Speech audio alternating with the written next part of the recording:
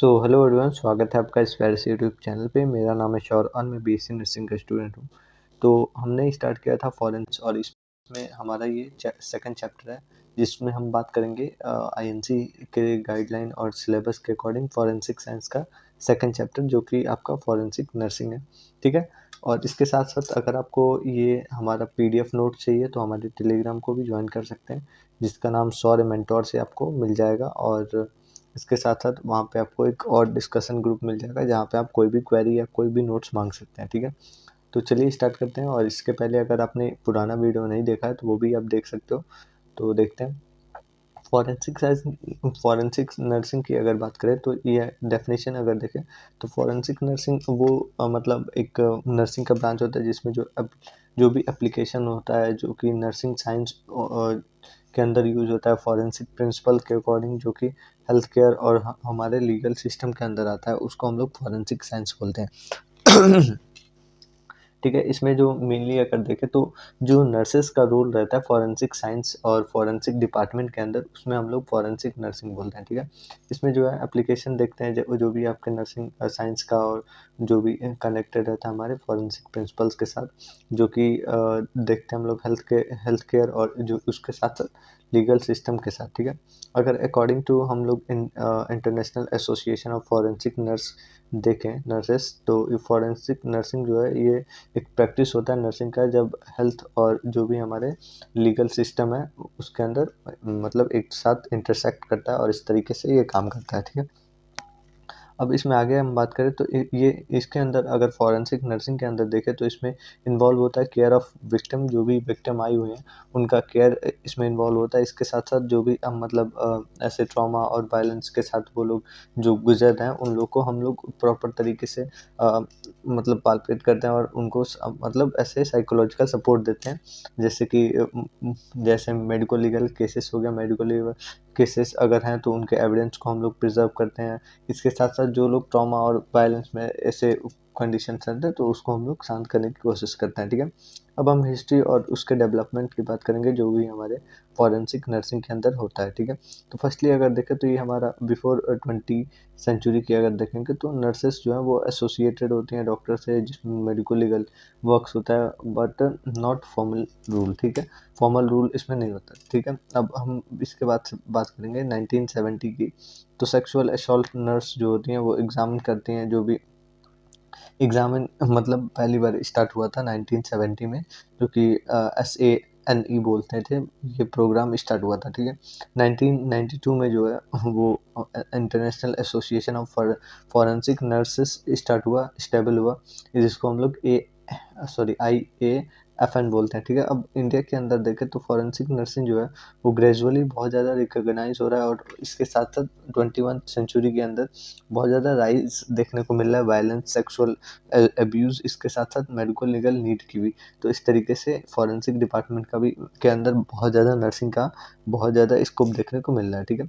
अब हम according to INC मतलब कि इंडियन नर्सिंग काउंसिल के हिसाब से देखेंगे तो रिसेंटली जो है फॉरेंसिक नर्सिंग जो है कॉन्सेप्ट बहुत ज़्यादा देखने को मिला, और ये मतलब BSc नर्सिंग सिलेबस के अंदर भी इंक्लूड हुआ, जो कि आप इसमें पढ़ रहे हो। लेकिन इसका वैसे हम लोग के अगर अटल बिहारी वाजपेयी मेडिकल यूनिवर्सिटी के हिसाब से देखें तो इसका पेपर इंटरनली होता है, मतलब कि आपके कॉलेज के ऊपर डिपेंड है और एग्ज़ाम होगा या नहीं होगा, आप नंबर ऐसे ही मिल जाता है। ठीक है।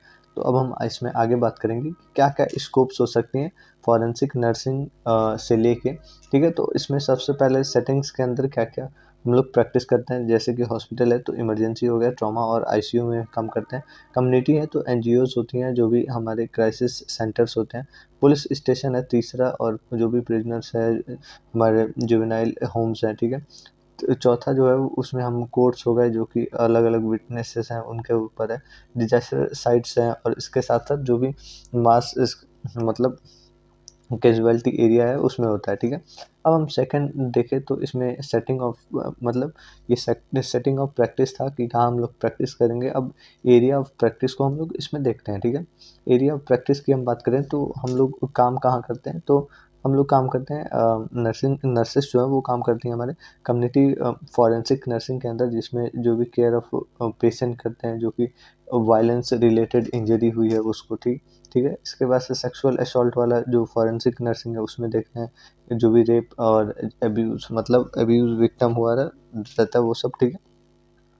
तीसरा जो है वो करेक्शनल नर्सिंग होता है जिसमें मतलब ऐसे प्रिजन्स और जो भी मतलब जेल में लोग रहते हैं उनको सुधार केंद्र बोलते हैं, उससे चलता है।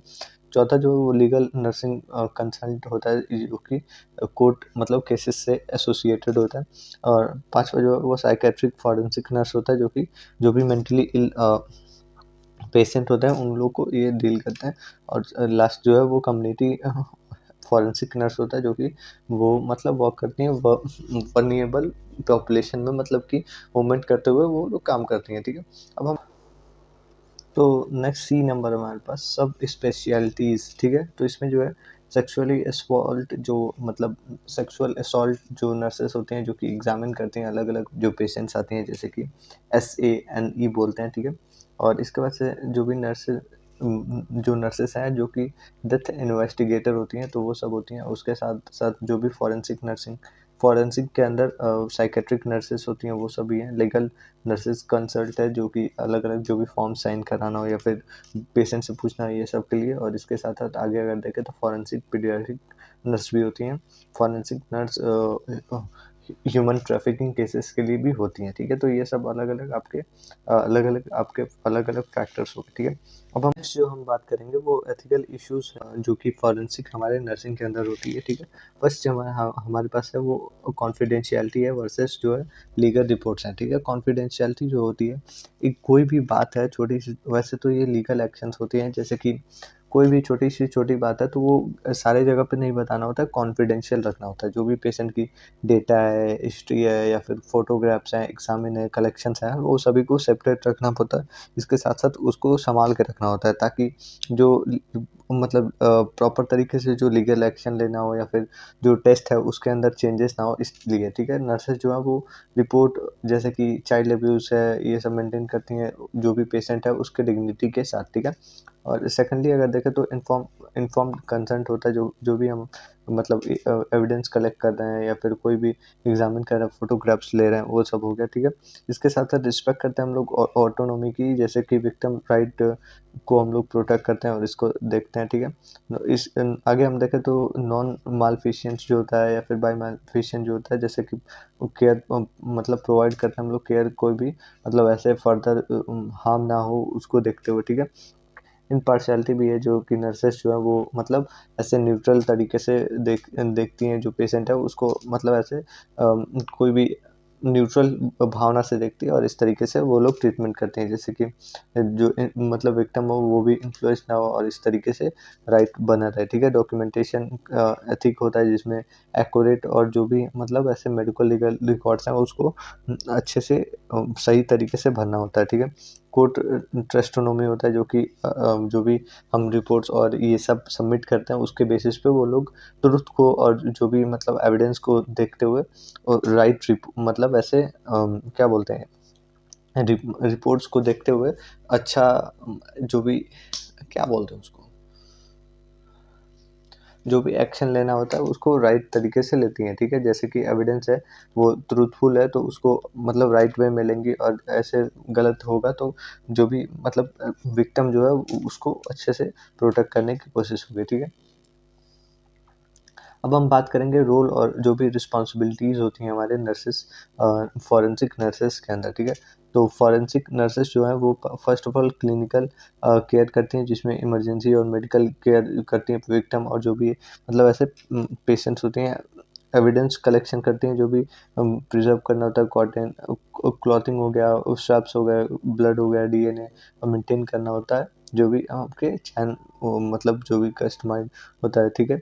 इसके बाद से डॉक्यूमेंटेशन भी करती है, प्रिपेयर करती है मेडिकल लीगल रिकॉर्ड्स को, इंजरी चार्ट को और फोटोग्राफ्स भी लेती है। इसके साथ साथ लीगल रोल दिखाती है जिसमें जो भी मतलब जो भी विटनेस है जो कोर्ट में होती है वो सब जाके वहाँ पे बताना भी होता है तो वो भी बताते हैं लोग। इसके बाद से काउंसलिंग और सपोर्ट भी करती है, साइकोलॉजिकल एड जो है वो फर्स्ट देना होता है फैमिली और विक्टिम को, ठीक है। एजुकेट भी करती है कम्युनिटी जैसे कि कम्युनिटी एरिया के अंदर वो मतलब टीच करती है, जो भी वायलेंस प्रोटेक्शन हो गया या फिर उनके लीगल राइट्स के बारे में, और इस तरीके से वो लोग रोल और रिस्पॉन्सिबिलिटी दिखाते हैं। आगे हम अगर देखें तो कोलैबोरेशन भी होता है, कोलैबोरेशन में वर्क करती है पुलिस के साथ भी, डॉक्टर्स के साथ, लॉयर और एनजीओज के साथ, ठीक है। इसके बाद से अगर देखें तो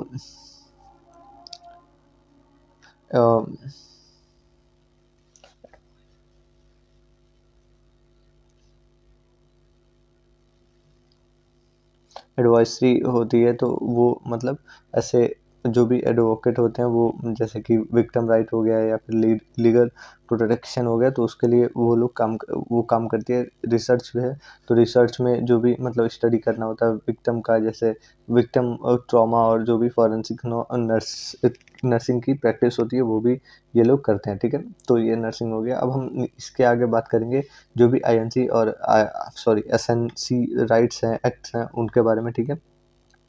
आईएनसी के अकॉर्डिंग अगर देखें तो नर्सिंग के अंदर क्या है, ठीक है, ये जो है 1957 में 47 में आया था, ठीक है। स्टेबल हुआ फर्स्ट टाइम, मतलब नर्सिंग इंडियन नर्सिंग काउंसिल के द्वारा।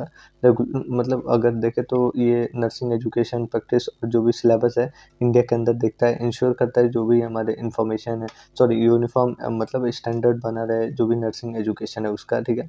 इसके अंदर रिसेंटली ऐड हुआ है फॉरेंसिक नर्सिंग, ठीक है। इसमें जो है कॉन्सेप्ट मतलब बीएससी नर्सिंग के करिकुलम के साथ ये ऐड हुआ है, ठीक है। अब हम बात करेंगे स्टेट नर्सिंग काउंसिल की, जिसमें ये सब देखने को मिलता है।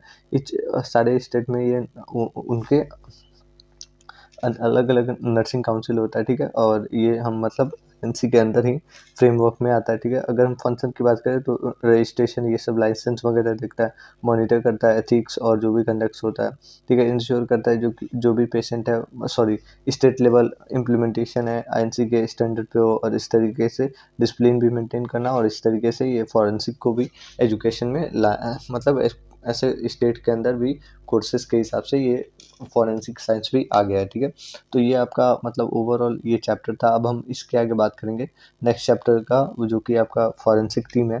तो मिलते हैं नेक्स्ट वीडियो के लिए में, और अभी के लिए thank you, have a good day. और अगर आपको पीडीएफ चाहिए तो हमारे टेलीग्राम से ज्वाइन कर सकते हो, वहाँ पे आपको मिल जाएगा, जिसका नाम सौर मेंटोर से है, और वहाँ पे आपको बहुत सारे नोट्स भी मिल जाएंगे, ठीक है।